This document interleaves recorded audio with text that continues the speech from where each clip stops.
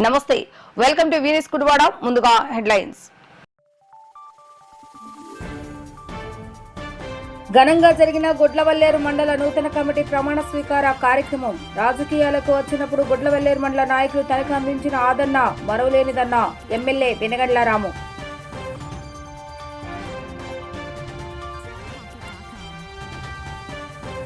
క్రైస్తవ మతం స్వీకరించిన వారికి ఎస్సీ హోదా ఉండదు అంటూ సుప్రీంకోర్టు ఇచ్చిన తీర్పు సరికాదన్న దళిత సంఘ నాయకులు. ఈ నెల 26న అంబేద్కర్ భవన్ లో జరిగే రౌండ్ టేబుల్ సమావేశాన్ని జయప్రదం చేయాలని కోరిన పొంగులేటి జయరాజు.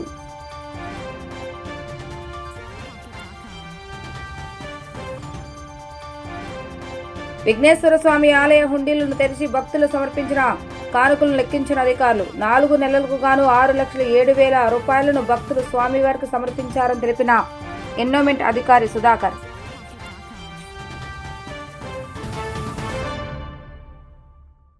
గుడ్లవల్లేరు మండలం తెలుగుదేశం పార్టీ నూతన కమిటీ ప్రమాణ స్వీకార కార్యక్రమం గురువారం రాత్రి గుడ్లవల్లేరు మిల్లులో ఘనంగా జరిగింది. పార్టీ అధ్యక్షుడిగా పోలవరపు వెంకట్రావు మరియు ఇతర కమిటీ సభ్యులచే పార్టీ జిల్లా అధ్యక్షుడు వీరంకి గురుమూర్తి ప్రమాణ స్వీకారం చేయించారు.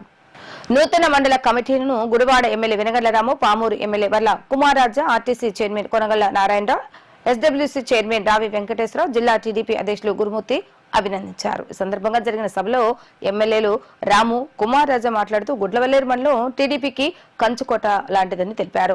ఇక్కడి కార్యకర్తల కష్టం, నిబద్ధత పార్టీకి పునాది. నూతన కమిటీలు ఆ స్ఫూర్తిని కొనసాగిస్తూ పార్టీని మరింత బలోపేతం చేయాలని, ప్రతి గడపకు చంద్రబాబు నాయుడు సంక్షేమ పథకాలు తీసుకువెళ్లాలని అన్నారు.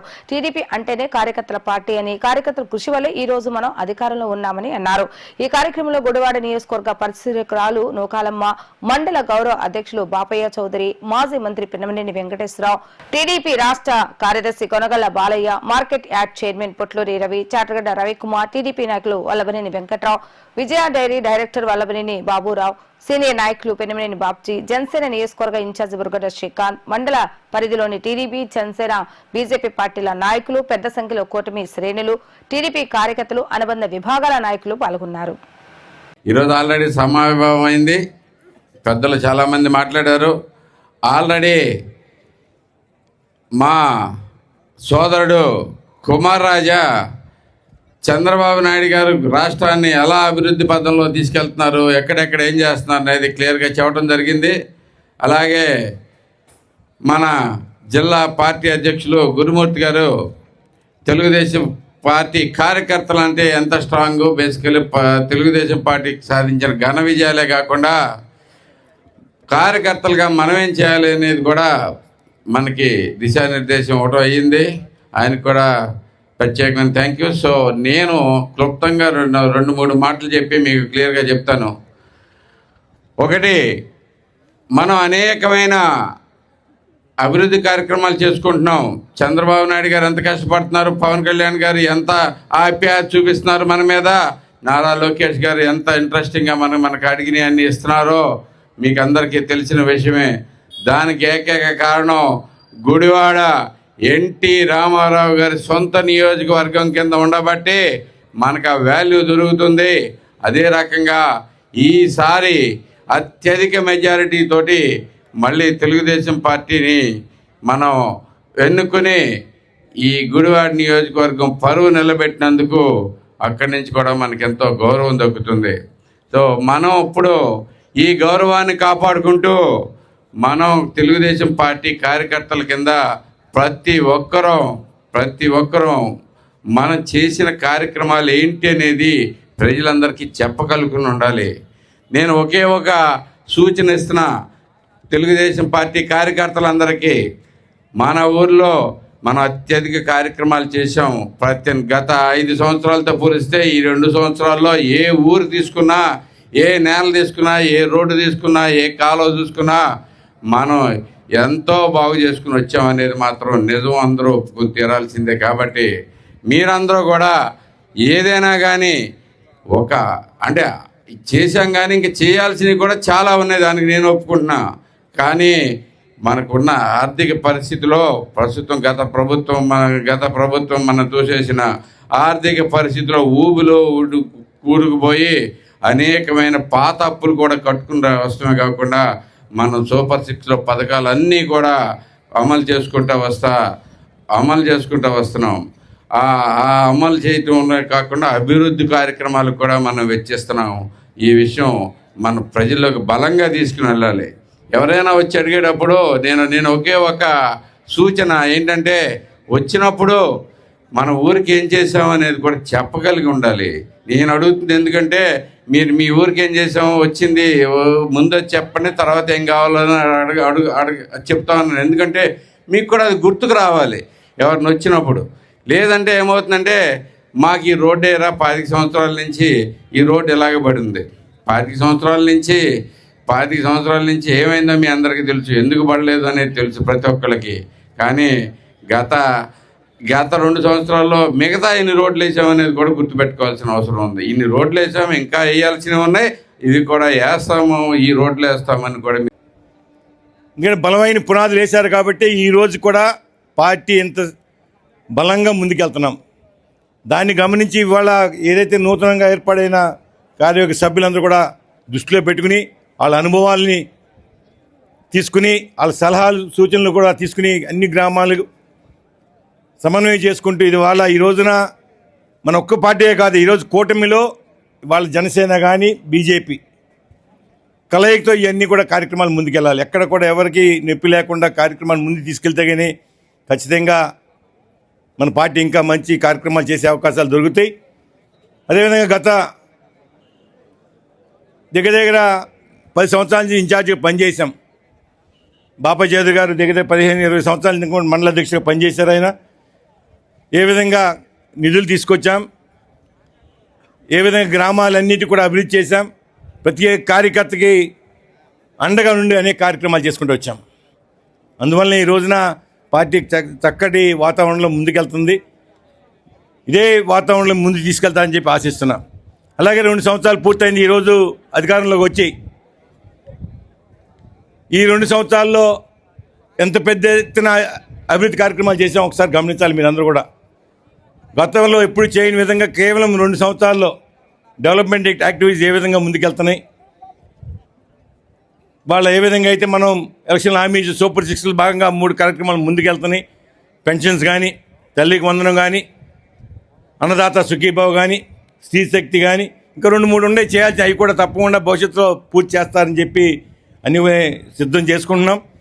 ఈ విధంగా ప్రతి గ్రామం మొన్న కూడా రాము ఏ విధంగా శాసనసభ్యుడిగా దగ్గర మొన్న కూడా మీ మండలానికి ఎంత ఇచ్చారండి? 9,8,50,00,000తో మొన్న ఇచ్చాం, శాంక్షన్ తీసుకురావడం జరిగింది. గతంలో మొన్న కూడా పెద్ద ఎత్తున కార్యక్రమాలు చేశాం. సీసీ రోడ్లు వేసుకున్నాం, రోడ్డు డెవలప్మెంట్ కానీ, అంగన్వాడీ భవనాలు కానీ, డెవలప్మెంట్లు ఎక్కడ కూడా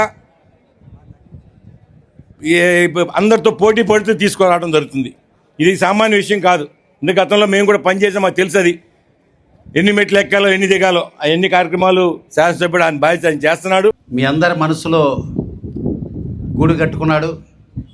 గుడివాడ ప్రజల గుండె చప్పుడుగా ఎక్కడ అదరక బెదరక తడబడక తనదైన శైలిలో, మరి సాఫ్ట్వేర్ అంటే సాఫ్ట్గా ఉంటాడనుకున్నారు, సాఫ్ట్వేర్కే సాఫ్ట్. మిగిలిన ఏ పనికైనా వెరీ హార్డ్ వర్కింగ్ అలాంటి వ్యక్తి.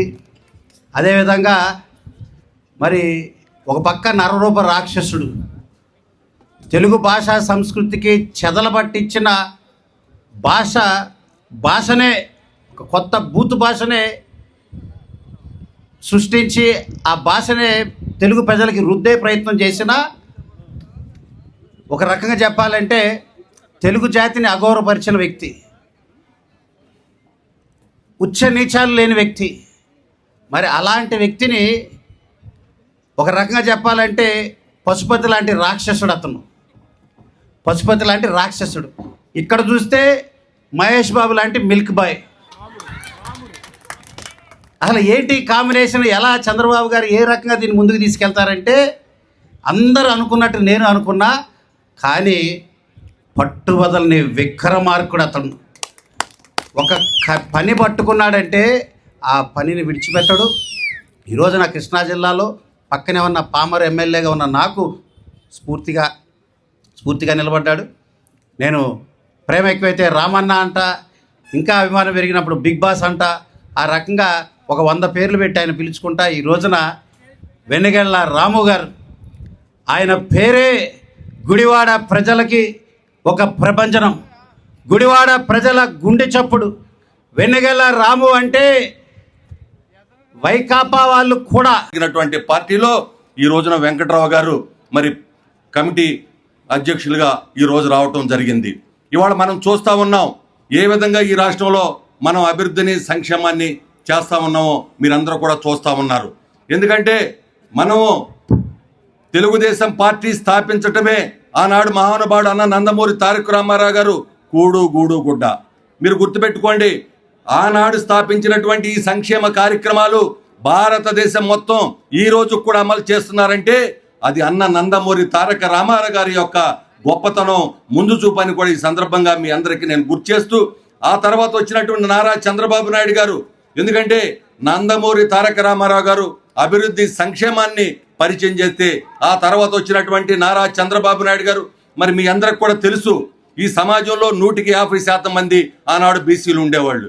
వాళ్ళకి ఏంటంటే కుల వృత్తులు తప్పితే ఎలాంటి అవకాశాల రోల్ లేవు.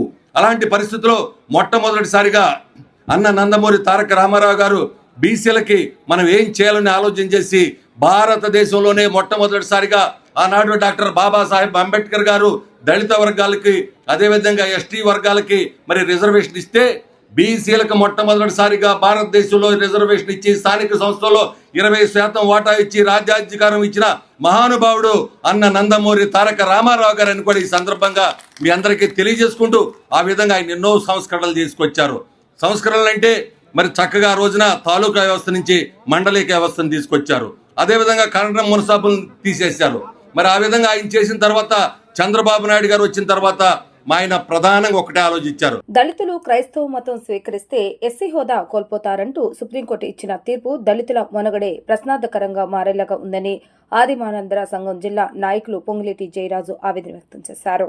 పాత మున్సిపల్ కార్యాలయం వద్ద దళిత సంఘాల కార్యాలయంలో ఏర్పాటు చేసిన విలేకరుల సమావేశంలో జయరాజు మాట్లాడుతూ, బీసీలు, ఓసీలు క్రైస్తవ మతం స్వీకరిస్తే కులం మారినప్పుడు దళితులు మాత్రమే క్రైస్తవ మతం స్వీకరిస్తే కులం మారుతుంది అని తీర్పు ఇవ్వటం సరికాదంటూ విమర్శించారు. దీనిపై ఈ నెల 26వ తేదీన అంబేద్కర్ భవనం నందు జరిగే రౌండ్ టేబుల్ సమావేశంలో ఎస్సీలు, బీసీలు, క్రైస్తవులు, పాస్టర్లు పెద్ద ఎత్తున పాల్గొని సుప్రీంకోర్టు నిర్ణయాన్ని వెనక్కి తీసుకునే వరకు నిర్వహించవలసిన పోరాటంపై చర్చించాలని పిలుపునిచ్చారు.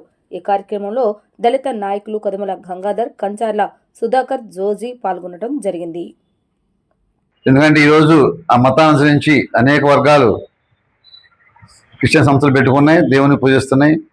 కరూరు టెంపుల్ కానీ, సతీష్ గారు కానీ, కాపులు, రెడ్లు, కమ్మరు, బ్రాహ్మణులు, వైశ్యులు కూడా ఇక మతాన్ని తీసుకుని ఆ దేవుని అంగీకరించి అనేక చర్చలు కట్టడం, అనేక మందిని ఆ యొక్క మతం బోధ చేసి దేవుణ్ణి పూజించడం జరుగుతుంది. కనుక వాళ్ళకి లేని వివక్షత మన దళితులుగా ఓన్లీ క్రైస్తవ మతం తీసుకుని ఎందుకు వివక్షత చేస్తున్నారు? ఇదే పరిస్థితిలో ఆ రోజు బౌద్ధ మతం తీసుకుంటే ఓకే ఎస్సీ హోదా పోదన్నారు, సిక్కు మతం తీసుకుంటే ఎస్సీ హోదా పోదన్నారు. కానీ క్రైస్తవ మతాన్ని ఎందుకు ఆ రోజు అంగీకరించిన కారణం అప్పుడు ఉన్నది బ్రాహ్మణవాదం, బ్రాహ్మణులే క్రైస్తవులు, ఈ దళితులు క్రైస్తవులు కాదు అప్పటికి. ఆ తర్వాత ఏదైతే ఈ దళితుల్ని ఊరు బయట పెట్టి గుడిలోకి బడిలోకి రాకుండా చేశారో దాని మీదే క్రైస్తవులు వచ్చి బ్రిటిష్ వారు వచ్చి కానీ ఇంకోటి వచ్చి స్కూళ్ళు కట్టి గుళ్ళు పెట్టి వాళ్ళని చర్చలు రావడం వలన అన్నంగా ఉన్న మనం హిందువులని ఆ రోజు అంటున్నారు అందరూ. ఆ రోజు గుళ్ళో రాణిస్తే ఈ యొక్క చెప్పేది కాదు, ఇక క్రిస్టియన్ మతం అనేది ఇక్కడ వచ్చేది కాదు. మరి ఆ రోజు మీరు ఈ హిందూగా ఉన్న దళితులను దూరం పెట్టబట్టే, గుళ్ళోకి బళ్ళకి రానివ్వబట్టే ఇది క్రైస్తవులు తీసుకున్నారు. దీని గురించి మాట్లాడే పెద్దలందరూ ప్రమాదించుకోవాలి. కానీ అందరూ ఒకటే పరిస్థితి లేదు, ఆర్థికంగా అందరూ ఇబ్బంది పడుతున్నారు కాబట్టి అధికారాన్ని మీకు చెప్పాలని మీరు మమ్మల్ని సరిగ్గా పరిపాలించుకోవాలి, మా హక్కుల్ని కావాల్సిన పరిస్థితి చేయకూడదని తెలియజేస్తూ రేపు రౌండ్ టేబుల్ సమావేశం రేపు ఆదివారం 3 గంటలకి డాక్టర్ బి అంబేద్కర్ భవన్లో స్టేట్ లీడర్లైన మాల్మహా నుంచి మల్లి వెంకటరావు గారు, ఇటు మాదిదండారావు నుంచి మన దండువీరన్న గారు, అలాగే బమ్మయ్య మాదిగ, అలాగే గోళ్ళ అరుణకుమార్, స్టేట్ లీడర్లందరూ మాల మహానాడు, అలాగే ఎంఆర్పిఎస్ స్టేట్ లీడర్ అందరూ కూడా ఇక్కడ ఇచ్చేస్తారు. ఈ 2 రోజుల సమావేశాన్ని చుట్టుపక్కల కాన్స్టిట్యూన్సీలో ఉన్న మనందరూ కూడా సర్పంచులు, ఎంపీసీలు, ఎంపీడీసీలు, రేపు భవిష్యత్తులో పోయే మనే సీట్లు, దీనివల్ల ఒక వార్డు మెంబర్గా పోటీ చేసే పరిస్థితి ఉండదు. కనుక మీ అందరూ కూడా ఐక్యంగా ఈ సమావేశం ఏర్పాటు చేసి సమావేశానికి వచ్చి దీన్ని జయప్రదం చేయవలసిందిగా కోరుతూ ఈ యొక్క ఆహ్వానం అందరికీ ఇస్తున్నాం కనుక ప్రతి ఒక్కరు దీనికి అటెండ్ అయ్యి దీనికి ఆహ్వానానికి బీసీలు రావచ్చు, ఓసీలు ఉన్న మా సపోర్టర్స్ రావచ్చు, ప్రజా సంఘాలు రావచ్చు, అన్ని సంఘాలు రావచ్చు అని కోరుతూ అందరూ ఈ యొక్క కార్యక్రమానికి ఇచ్చేసి ఈ రెండో సమావేశం జయప్రదం చేయాల్సింది కోరుతున్నాం. జై భీమ్. ఈరోజు గుడివాడ నియోజకవర్గం అట్లానే మరి కృష్ణా జిల్లా దళిత క్రైస్తవులకి కృష్ణా జిల్లా నుంచి దళిత నాయకత్వం ఈరోజు మేము ఎన్నాళ్ళకు ఏదైతే భారతదేశంలో లౌకిక రాజ్యాంగం ఉందో అట్లాంటి రాజ్యాంగంలో క్రిస్టియానిటీని అంచబడటం అనేది మనందరికీ తెలిసిన విషయం. కానీ ఈ క్రైస్తవులు నిజమైన క్రైస్తవులుగా ఏదైతే సమానతలతో ఉన్న ఈ క్రైస్తత్వం పోరాడటం అనేది, ప్రశ్నించడం అనేది, లేక దేవుని దయ మీద ఆధారపడి క్రైస్తవాన్ని బ్రతికించాలనే ఆలోచనతో ఉన్న మన క్రైస్తవ ప్రజానికానికి ఇక్కడ దళిత నాయకత్వం పిలుపునిస్తా ఉంది. గత కొన్ని సంవత్సరాలుగా ఈ అసమానతలను ఎదుర్కొంటున్న దళిత నాయకత్వం పిలుపుని ఆస్వాదిస్తూ మీరు అంతా కూడా రేపు జరగబోయే గుడివాడ టౌన్లో అంబేద్కర్ గారి భవనానికి మీరందరూ ఆదివారం సాయంత్రం 5 గంటలకి మీరు సమావేశానికి రావాలని, 4 గంటల్లో మీరు రావాలని, ఈ కార్యక్రమానికి ఏదైతే మరి ఈ అసమానత నుంచి మీరు చైతన్యవంతంగా ఆలోచించి ఈ కూటమి ప్రభుత్వాలని మీరు ప్రశ్నించాల్సిందిగా ఆహ్వానిస్తా ఉన్నాం. బస్సు ఆపలేదనే కారణంతో ఆర్టీసీ డ్రైవర్ పై మహిళ చెప్పుతో కొట్టిన ఘటన మోపిదేవుల్లో చోటు చేసుకుంది. వివరాల మేరకు అవనిగడ్డ నుంచి విజయవాడ వెళ్తున్న కరకట్ట బస్సును పులిగడ్డ వంతెనపై మహిళ బస్సు ఎక్కడానికి ఆపింది. కానీ బస్సు ఆపకుండా డ్రైవర్ వెళ్లిపోయాడు. దీంతో మహిళ బస్సును వెంబడిస్తూ మోపిదేవి ప్రధాన సెంటర్లో బస్సు ఎక్కి డ్రైవర్ ను చెప్పుతో చెంప మీద కొట్టింది. అంతటితో ఆగని సదరు మహిళ తన బంధువులకు ఫోన్ చేసి చెల్లపల్లి బస్ స్టాప్ కు పిలిపించి వారితో డ్రైవర్ ను కొట్టించింది. దీంతో బస్ స్టాప్ లో కొద్దిసేపు ఆర్టీసీ ఉద్యోగులు మహిళలకు మధ్య వాగ్వివాదం చోటు చేసుకుంది. మహిళలకు బంధువైన ఒక కానిస్టేబుల్ సదరు గొడవలో ఎంటర్ అయి పంచాయతీ స్టేషన్ వరకు వెళ్లకుండా సర్దుబాటు చేశారు. బస్సు ఆపనంత మాత్రాన డ్రైవర్ ను కొడతారా, కొట్టిస్తారా అంటూ ఉద్యోగులు వాపోతున్నారు.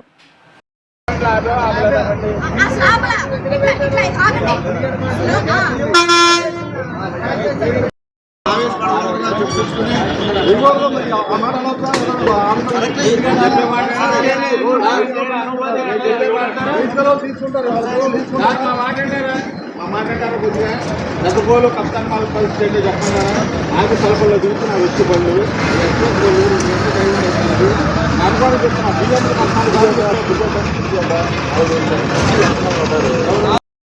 ఎందుకు కొట్టాను. మేము పులిగడ్డది అక్కడ స్టాప్ ఉంది, అక్కడ ఆపల, ముందుకెళ్ళారు, బ్రిడ్జ్ కూడా ఎక్కలేరు, ఇంకా ముందుకెళ్ళారు. మేము ముందుకెళ్ళేసి అప్పుడు ఆపల ఫోన్ ఇచ్చేసాడు. అప్పటి నుంచి మళ్ళీ టోల్ గేట్ దగ్గర వెనకాల నుంచి వారం కొట్టుకుంటానే ఉన్నారు. టోల్ గేట్ దగ్గర చూస్తూనే ఉన్నారు. బస్సులో నుంచి చూసాను కొడుతున్నప్పుడు చూస్తూనే ఉన్నాడు. టోల్ గేట్ దగ్గర స్లో చేశారు టికెట్ తీసుకోవడానికి. అక్కడ ఆగి నుంచున్నా, అక్కడ ఆపల. మళ్ళీ అక్కడ ఏంటి గుడి దగ్గర ఆపాడు. నాకు టైం తాగుతుంది. ఒక నిమిషం నేను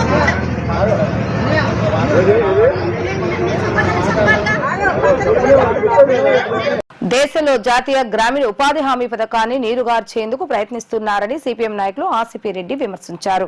సుందరయ్య భవన్లో ఏర్పాటు చేసిన విలేకరుల సమావేశంలో ఆసిపి రెడ్డి మీడియాతో మాట్లాడుతూ గ్రామీణ ప్రాంతంలో జరిగే ఉపాధి హామీ పథకంపై అనేక కుటుంబాలు జీవనం సాగిస్తుంటే సరైన వసతులు కల్పించకుండా టెక్నికల్ ఇబ్బందులు తలెత్తుతున్నాయని సాకులు చూపిస్తూ ఉపాధి హామీ పథకం కూలీలను తీవ్ర ఇబ్బందులకు గురి చేస్తున్నాయని ఆయన ఎద్దేవా చేశారు. ఉపాధి హామీ పథకంలో ఉన్న సమస్యలు పరిష్కరించాలని, లేని పక్షంలో సిపిఎం పార్టీ ఆధ్వర్యంలో పెద్ద ఎత్తున నిరసన కార్యక్రమాలు చేపడతామని తెలిపారు. ఈ కార్యక్రమంలో ఐద్వా కార్యదర్శిని రజనీ తదితరులు పాల్గొన్నారు. రాష్ట్రంలో ఉపాధి హామీ పనులు బాగా స్పీడ్గా జరుగుతూ ఉన్నాయి. కానీ ఉపాధి హామీ చట్టం కేంద్ర ప్రభుత్వం నిర్వీర్యం చేయడానికి కుట్ర చేస్తూ ఉంది. గతంలో 90% నిధులు కేంద్ర ప్రభుత్వం ఇచ్చేది, 10% రాష్ట్ర ప్రభుత్వాలు భరించాయి. ఇప్పుడు 40-60% మార్పులు చేసింది కేంద్ర ప్రభుత్వం. కేంద్ర ప్రభుత్వం కూడా పని అయిన తర్వాత మీరు పనికి డబ్బులు ఖర్చు పెట్టండి, తర్వాత నేను ఇస్తాననే పద్ధతిలో ఇలా కేంద్ర ప్రభుత్వం ఉంది. ఆ సందర్భంలో ఇలా ఉపాధి హామీలో అనేక మార్పులు చేశారు. దాంట్లో ప్రధానంగా ఐరిష్ కెమెరాతో కళ్ళు దీన్ని కళ్ళ ద్వారా నమోదు చేసుకుంటాం పనికి వెళ్ళిన వాళ్ళు. కానీ అవి ఐరిష్ కెమెరాలో ఏలుముద్రలో సరిగ్గా పడక ఉపాధి పని చేసిన తర్వాత కూడా గంటల తరబడి అక్కడ కార్మికులు నిలబడవలసిన పరిస్థితి వస్తుంది. మొన్న మేము చూస్తే బిళ్ళపాడు దగ్గర అయితే రోడ్డు పక్కన కార్మికులు గుట్లపడి ఉన్నారు. ఈ ఐరిష్ కెమెరా ఇది రాక కొంతమందికి రాక నానా ఇబ్బందులు పడుతున్నారు. రెండోది, అసలు చట్టంలో గతంలో ఎక్కడన్నా ఉపాధి పని చేస్తూ ఉంటే చెరువుల దగ్గర కానీ వాటికి కానీ టెంట్లు వేసి మంచినీళ్ళు పెట్టి వాళ్ళకు ఓఆర్ఎస్ ప్యాకెట్లు ఇవ్వాలని ఉన్నాయి. కానీ ఎక్కడ ఆ పనులు చేయట్లేదు. దాని రీత్యా ఉపాధి హామీ కార్మికులు చాలా ఇబ్బందులు పడుతున్నారు. కాబట్టి ప్రభుత్వం ఎప్పటికైనా ఎక్కడ ఉపాధి పని జరుగుతుందో అక్కడ ఆ టెంట్లో వాళ్ళ మినిమం వసతులు మంచినీళ్ళు అందించాలని మేము డిమాండ్ చేస్తున్నాం.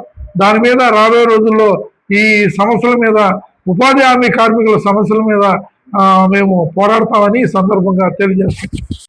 మహాత్మా గాంధీ ఉపాధి పథకం పని ఇది శ్రామికులు కార్మికులు పోరాడి తెచ్చుకున్నది. ఎందుకంటే వేసవి కాలంలో పనులు లేకపోవడం వల్ల గృహాలు గడుపుకోవడం కష్టంగా ఉంది. కాబట్టి ఇది కార్మికులు అందరూ కలిసి ఇది సంపాదించుకున్నారు. మరి కేంద్ర ప్రభుత్వంలో ఉన్న వాళ్ళు ఈ పనిని ఈ పథకం ద్వారా కార్మికులకి డబ్బులు లబ్ధి పొందుతున్నారు వాళ్ళ ఇంటి దగ్గరుండి అని దీన్ని నిర్వీర్యం చేయాలని, ఈ పనినే తీసివేయాలని కేంద్ర ప్రభుత్వం కుట్ర పన్ని ఏంటంటే ప్రజల చేతనే ఈ పని మాకొద్దు అని అనిపించేటట్లుగా ఇప్పుడు 100 రోజుల పని పెట్టిన తర్వాత కనీసం ఎండల్లో చేస్తున్నారు. 9 పని అయిపోయిన తర్వాత కూడా అంటే నమోదు చేసుకోవటానికి పేర్లు అవి వాళ్ళు అంటే పనికొచ్చామనేది నమోదు చేసుకోవటానికి ఫోటోలు దిగటం వల్ల ఇది సరిగా రాకపోవటము, ఇవన్నీ ఇబ్బందులు పడి 12 దాకా కూడా అక్కడే ఎండలో నిలబడి చేసుకుంటున్నారు. అది అవలేదని చెప్పి అంటే నెట్ట లేదు అవి లేవని చెప్పి అలా నుంచోబెడతారు. చిన్న పిల్లలను సైతం ఇంటి దగ్గర చూసుకునే వాళ్ళు లేక చిన్న పిల్లలు సైతం తీసుకుని పనికి వెళ్తున్నారు. ఆ ఎండలో అలా ఉండి వడదెబ్బలు అవి తగులుతున్నాయి. ఇప్పటికైనా వాళ్ళకి అక్కడ టెంట్ అనేది వేయడం లేదు. చాలా చోట్ల టెంట్ వేయటం లేదు. అది వరకు 10 సంవత్సరాల క్రితం టెంట్లు వేయడం కానీ, అలాగే మంచినీళ్ళు ఏర్పాటు చేయడం కానీ, మజ్జిగలు కానీ ఇలాంటి కొన్ని సదుపాయాలు అందించేవాళ్ళు. ఇప్పుడు రాను ఆ సదుపాయాలన్నీ తీసేశారు. పనిముట్లు కూడా అవి చెక్కించుకోవడం అలాంటివి పెట్టాయి, అవి కూడా తీసేశారు. ఇప్పుడు వీళ్ళకి డబ్బులు కూడా వారానికి బిల్లులు ఇవ్వటం లేదు. వస్తాయి అని మధ్య పెడుతున్నారు. పోయిన సంవత్సరం బిల్లులనే ఇప్పుడు విడుదల చేశారు. కానీ డబ్బులు విడుదల చేసామని చెప్పి ప్రతిగా గొప్పగా చెప్పుకుంటున్నారు. కానీ కూటమి ప్రభుత్వం వాళ్ళు ఈ పోయిన సంవత్సరం బిల్లులు ఇప్పటికి విడుదల చేశారు. ఇప్పటికైనా ఉపాధి పనులు ఏంటంటే కృష్ణా జిల్లా పామూరు మండలం కంచర్లవారిపురంలో పల్లెబాట 2.0 కార్యక్రమాన్ని ఎమ్మెల్యే వర్ల కుమారరాజా ప్రారంభించారు. ఈ సందర్భంగా గ్రామంలో సైకిల్పై పర్యటిస్తూ ప్రజల సమస్యలను స్వయంగా ఆయన అడిగి తెలుసుకున్నారు. ఎన్నికల ముందు పల్లెబాట కార్యక్రమం ద్వారా గ్రామ సమస్యలను తెలుసుకున్నామని, అధికారులకు వచ్చిన తర్వాత వాటిని పరిష్కరించామని చెప్పారు. ప్రస్తుతం ప్రభుత్వం అభివృద్ధి దిశగా ముందుకు సాగుతుందని, స్థానికంగా ఉన్న ప్రతి చిన్న సమస్యను ప్రత్యక్షంగా తెలుసుకోవటమే ఈ కార్యక్రమం యొక్క ముఖ్య ఉద్దేశమని పేర్కొన్నారు. అధికారులతో కలిసి నేరుగా ప్రజల వద్దకు వెళ్లి వీలైనంత వరకు సమస్యలను అక్కడికక్కడే పరిష్కరించే దిశగా చర్యలు తీసుకుంటామని తెలిపారు. ముఖ్యమంత్రి నారా చంద్రబాబు నాయుడు, డిప్యూటీ సీఎం పవన్ కళ్యాణ్, మంత్రి నారా లోకేష్ బాబు రాష్ట్ర అభివృద్ధికి కృషి చేస్తున్నారని ఆయన అన్నారు.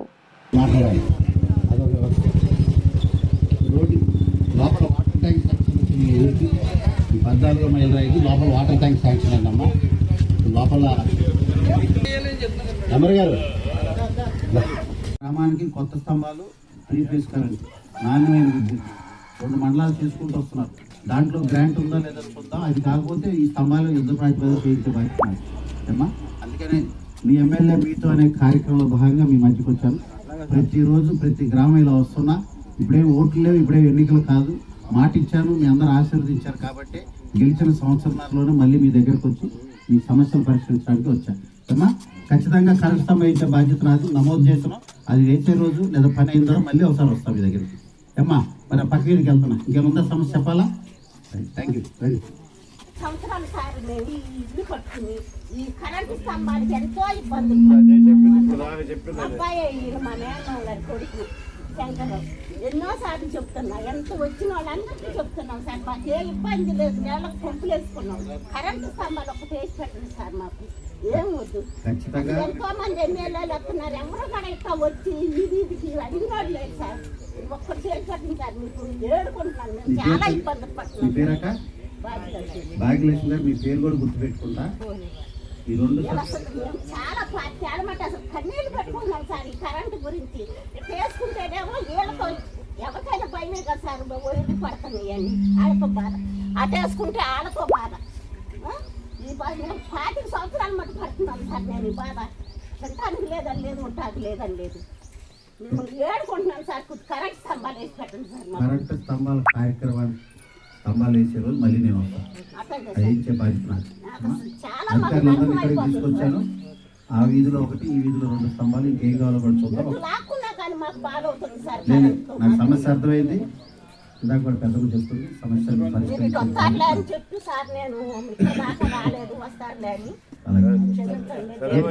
భాగ్యలక్ష్మి గారు సమస్య పరిష్కరించే బాధ్యత నాకు చూస్తాను. ఓకేమా? మనకు రోడ్లు కావాలి, డ్రైన్లు కావాలి, వాటర్ ట్యాంక్ కొత్తగా నిర్మాణం చేయాలి. ఇవన్నీ కూడా నా దృష్టిలో ఉన్నాయి. అందుకనే మీరు ఆశీర్వదించారు. ఈరోజు 2 సంవత్సరాలు పూర్తవుతుంది. అందుకని మళ్ళీ గ్రామాల్లోకి వచ్చి సమస్యలు పరిష్కరించడానికి ముందడిగేసాం. ఖచ్చితంగా వాటర్ ట్యాంక్ గ్రాంట్ వచ్చింది, త్వరలో పనులు ప్రారంభిస్తాం. రోడ్లు కూడా స్తంభాలే బాబు 2 సార్లు మంటలు వచ్చేసినాయి. మా ఇంటి అంతా లాంగ్ అయిపోయింది. కరెంట్ కూడా ఇచ్చాం బాబు. మా వైద్యుడి ఇక్కడ కరెంటు బాగా 2-3 సార్లు మంటలు వచ్చేసినాయి. అక్కడి నుంచి ఈ 3-4 నెలలకు వస్తాం వలన 2-3 సార్లు మంటలు వచ్చేసినాయి బాబు. సాగుతు మీద ఒకసారి ఇక్కడ 3 సార్లు కంప్లైంట్ కూడా చేసినాం ఆఫీసు. ఇప్పుడు స్తంభం ఎక్కడ ఉంది? ఇక్కడ ఉంది బాబు, అక్కడెక్కడో ఉంది. ఇంకో స్తంభం కావాలి. శీల పంపోటు కావాలి, శీల పంపోటు కావాలి. ఇక్కడ ఇంకొక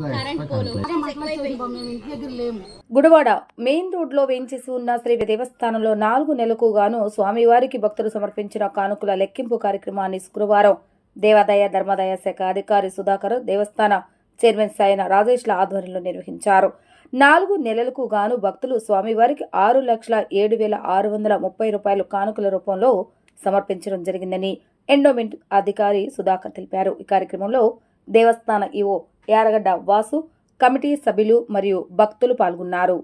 గుడివాడ పట్టణంలో గల విఘ్నేశ్వర స్వామి దేవస్థానం సంబంధించి శ్రీయుత సహాయ కమిషనర్ దేవాదాయ ధర్మాదాయ శాఖ వారి ఉత్తర్వుల ప్రకారం ఈరోజు హుండీ లెక్కింపు జరిగిందండి. ఇది 19/12/2025 తీసాము. మళ్ళీ ఈరోజు 24/4/2026 అనగా 4 నెలల 3 రోజులు హుండీ లెక్కించడం జరిగింది. ఈ హుండీ లెక్కింపుకు కార్యనిర్వహణాధికారి వాసు గారు, అలాగే శాసన చైర్మన్ గారు రాజేష్ గారు, అలాగే ధర్మకర్తలందరూ మరియు పోలీస్ సిబ్బంది, రెవెన్యూ సిబ్బందితో సహా సేవా సభ్యులందరూ వచ్చి ఈరోజు హుండీ లెక్కించడం జరిగింది. ఎంతో భక్తి శ్రద్ధలతో, అలాగే మా పై అధికారుల ఉత్తర్వుల ప్రకారం సీసీ కెమెరా ద్వారా పర్యవేక్షణ చేస్తూ ఈ హుండీ లెక్కింపు జరిగిందండి. ఈ హుండీ మొత్తం ఆదాయం 6,07,630 రూపాయలు వచ్చిందని దేవాదాయ ధర్మాదాయ శాఖను తెలియజేస్తున్నాం. Thank you. ఓం శ్రీ విఘ్నేశ్వరాయ నమః.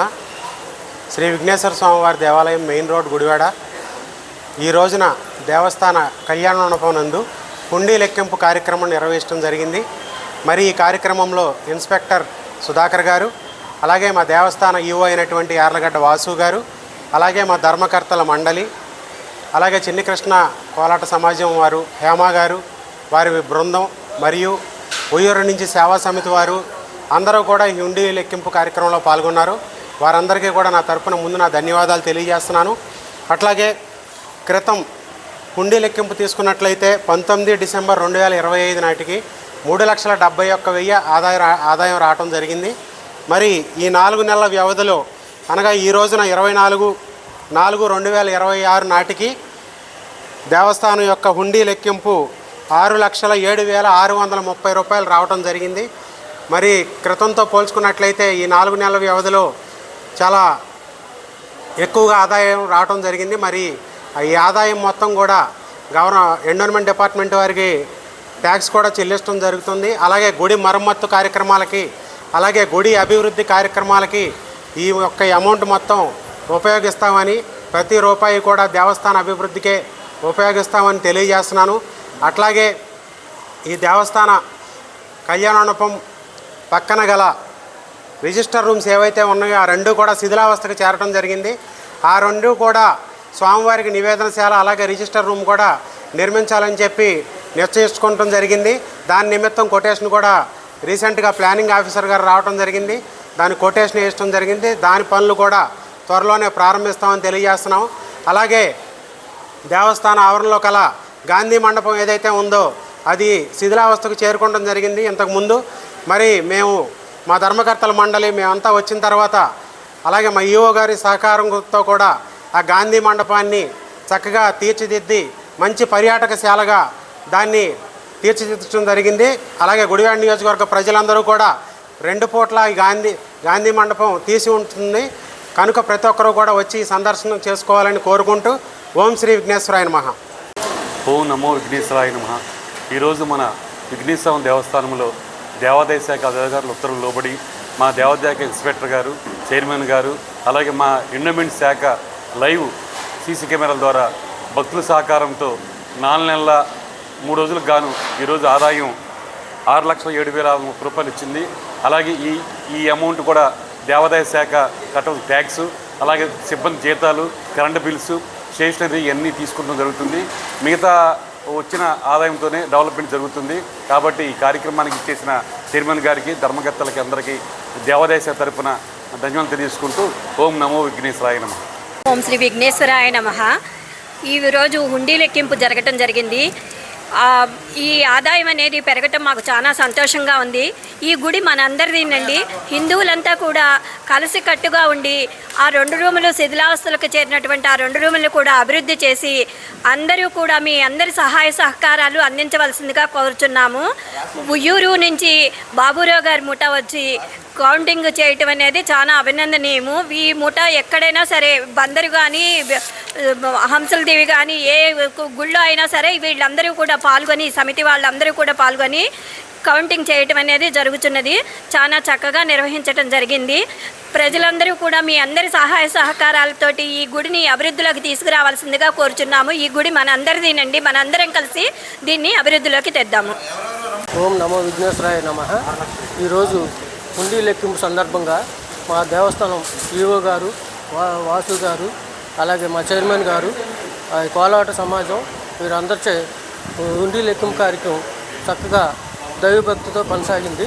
దీనికి వచ్చిన అందరికీ ధన్యవాదాలు తెలియజేస్తున్నాను. ఉయ్యూరు మండలంలోని ఆకునూరు గ్రామం నుంచి కడవకొల్లు వరకు జర్మన్ టెక్నాలజీతో నూతనంగా 4.80 కోట్ల రూపాయలతో నిర్మిస్తున్న రోడ్డు పనులను స్థానిక టీడీపీ నాయకులతో కలిసి ఎమ్మెల్యే బోడే ప్రసాద్ పరిశీలించారు. ఈ సందర్భంగా ఎమ్మెల్యే మాట్లాడుతూ నూతన టెక్నాలజీతో నియోజకవర్గంలో 3 రోడ్ల పనులు జరుగుతున్నాయని ఎమ్మెల్యే తెలిపారు. ప్రజలకు అవగాహన కల్పించే నిమిత్తం రోడ్డు నాణ్యత పరిశీలించడానికి ఈ రోజు గ్రామంలో పర్యటించడం జరిగింది.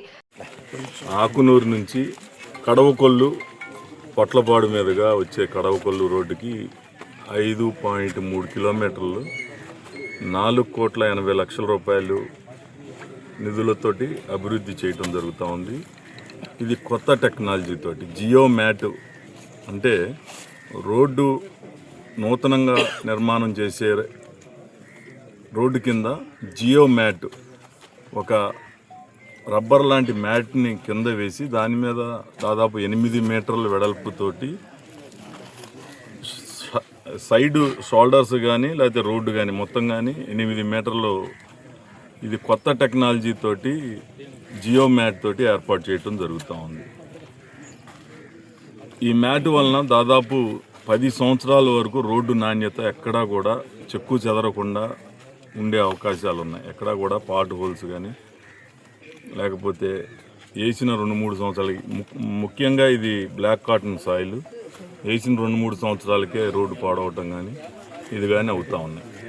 అందుకని కేంద్ర ప్రభుత్వం కొత్త టెక్నాలజీతోటి ఈ యొక్క రోడ్డుని జియో మ్యాట్ ఏర్పాటు చేసి వేస్ట్ ప్లాస్టిక్ లిక్విడ్ తోటి పైన మనం వాడే తారు రోడ్డుకి వేస్ట్ ప్లాస్టిక్ లిక్విడ్ కూడా టిన్స్ తోటి తీసుకొచ్చి దాన్ని కూడా మిక్స్ చేసి ఈ యొక్క రోడ్డు నిర్మాణం చేయబోతూ ఉన్నారు. ముఖ్యంగా మన నియోజకవర్గంలోకి వచ్చి ఒకటి మద్దూరు గోసాల ఈడుపుగల్లు రోడ్డు డానిష్ ఫైబర్ తోటి రోడ్డు నిర్మాణం ఆర్ఎన్బి రోడ్డు నిర్మాణం కూడా కొత్తగా చేయబోతూ ఉన్నాం మున్సిపాలిటీలో కానీ కొన్ని చోట్ల. ఏంటంటే అభివృద్ధి చూసి ఓర్వలేక కొన్ని రకాలుగా మాట్లాడుతూ ఉంటారు. కొన్ని చోట్ల మేము చేసాం, ఏది టెండర్ పిలవకుండా వర్కులు చేశారు. ఎందుకనంటే ఎమర్జెన్సీని బట్టి. ఇప్పుడు కానూరే తీసుకుందాం. కానూరులో రంగా గారి విగ్రహం దగ్గర డ్రైన్ కొంతమేరకు టెండర్లు పిలవడం జరిగింది సిఆర్డీఏలో. దాని వరకు అభివృద్ధి చేసినాక కొంత చెరువు వైపున నీరు డైరెక్ట్గా చెరువులోకి వెళ్లకుండా మళ్లించడానికి మెయిన్ రోడ్డు పూర్తి చేయాలంటే డ్రైన్ పూర్తి చేయాలి. ఒక్కొక్కసారి టెండర్లు ఖరారు కాకుండానే వర్క్ చేపిస్తాం. దానికి పెద్ద ఎత్తున ఏదో అవినీతి జరిగిపోయిందని చెప్పి రకరకాలుగా మాట్లాడుతూ ఉన్నారు. ముందు అజ్ఞానపు పొరల్లో నుంచి బయటికి రండి. నేను చెప్తున్నా, ఎక్కడైనా ₹1 అవినీతి జరిగిందని కాంట్రాక్ట్ వర్కులు మీరు నిరూపించండి. ముందు టెండర్ పిలవకుండా కొన్ని వర్కులు ఎమర్జెన్సీని పెట్టి చేయటం జరిగింది. దానికే గోరంతలు కొండంతలు చేసి మాట్లాడుతూ ఉంటే ఈరోజు కానూరులో కొన్ని డ్రైన్ పనులు చేస్తూ ఉన్నదాన్ని ఆపేశారు. సుమారుగా నెల రోజులు మళ్ళీ లేట్ అయిపోవటం జరుగుతూ ఉంది. దానివల్ల మీకు ఒరిగేది ఏంటో మరి ప్రజలు ఆలోచించుకోవాలి. ఈరోజు అభివృద్ధి నిరోధకులు ఎవరు అనేది. వార్తలు ముగించే ముందు హెడ్లైన్స్ మరొకసారి. ఘనంగా జరిగిన గుడ్లవల్లేరు మండల నూతన కమిటీ ప్రమాణ స్వీకార కార్యక్రమం. రాజకీయాలకు వచ్చినప్పుడు గుడ్లవల్లేరు మండల నాయకులు తనకు అందించిన ఆదరణ మరవలేనిదన్న ఎమ్మెల్యే వెనగండ్ల రాము.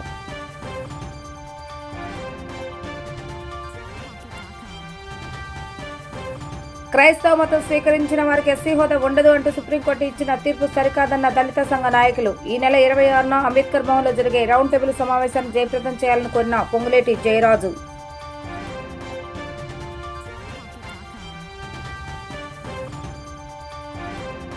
విఘ్నేశ్వర స్వామి ఆలయ హుండీలను తెరిచి భక్తులు సమర్పించిన కానుకలను లెక్కించిన అధికారులు. 4 నెలలకు గాను 6,07,000 రూపాయలను భక్తులు స్వామివారికి సమర్పించారని తెలిపిన ఎన్నోమెంట్ అధికారి సుధాకర్.